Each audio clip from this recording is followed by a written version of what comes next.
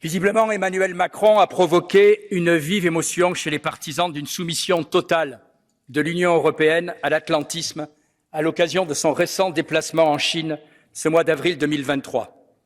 En réaffirmant la position traditionnelle de la France, position constante depuis 1964 sur la Chine unique, et en affirmant qu'un allié n'est pas un vassal, il a simplement repris la position constante de la France depuis le général de Gaulle.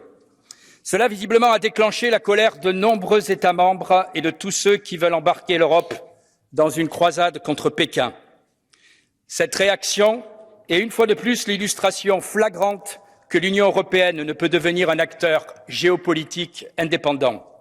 Des peuples, des nations aux histoires et aux intérêts tellement différents ne peuvent pas produire une réponse unique aux enjeux du monde. Et nous devons, par moments, accepter cette diversité. La France, libre grâce à son arme nucléaire et à son siège au Conseil de sécurité, doit garder une voix différente dans le concert international. C'est tout le paradoxe d'ailleurs d'Emmanuel Macron en politique internationale, qui aime solennellement à reprendre les accents gaullistes dans ses discours pour vite les oublier et pour tout céder dans les faits aux institutions supranationales comme les institutions européennes. C'est tout le paradoxe de l'Union européenne qui voudrait être un acteur géopolitique, mais qui s'inquiète dès que la France prend une position divergente de celle des États-Unis. La France et l'Union européenne ont tout intérêt à veiller à leur indépendance, autant vis-à-vis des États-Unis que de la Chine. L'Inflation Reduction Act américain est une attaque frontale contre nos emplois et nos entreprises.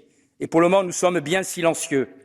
L'extraterritorialité du droit américain est bien pire que le soft power chinois.